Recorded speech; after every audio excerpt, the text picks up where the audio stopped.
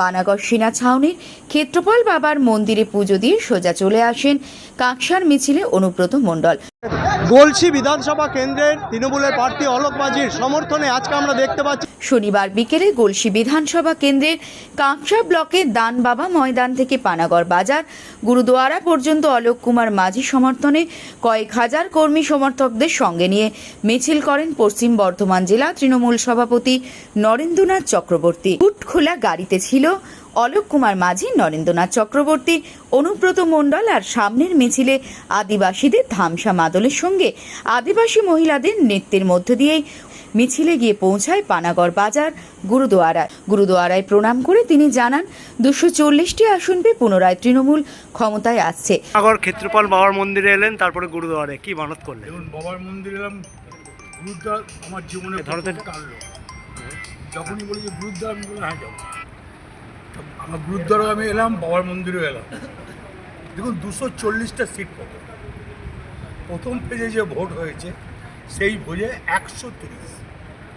Next আছে তোমার 42টা সিটে 142, 120 পাবে। প্রথম দফার ভোটে বিজেপি বলছে তারা পুরো আসনই পেয়ে তার মতন কথা বলছে। এসআরের মানুষগুলো ভুলে গেছে।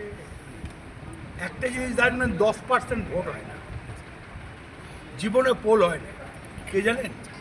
ভালো ব্যবসাদার, সুন্দরী বউ আর সুন্দরী মেয়েরা লাইনে দাঁড়ায় না। এবারেও তারা ছুটে গিয়ে লাইনে দাঁড়িয়েছে।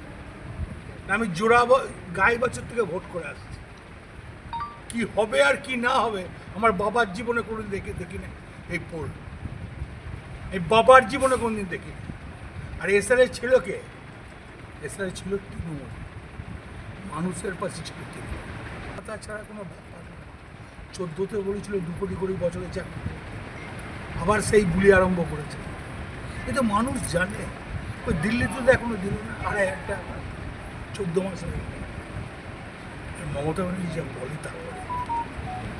মমতা ব্যানার্জি বেইমান নয়, মমতা ব্যানার্জি গরিবের সরকার, মমতা ব্যানার্জি খেটে খাওয়া মানুষের সরকার, মমতা ব্যানার্জি দিনমজুরের সরকার, মমতা ব্যানার্জি বেকার ছেলে মেয়েদের সরকার, মমতা ব্যানার্জি মা বোনদের সরকার। ঠিক আছে দাদা। 29 এপ্রিল দ্বিতীয় দফার নির্বাচনে মানুষ কাকে নির্ধারণ করে সেটাই এখন দেখার বিষয়। পানাগড় থেকে নিজস্ব প্রতিবেদন, সারা বাংলা দর্পণ।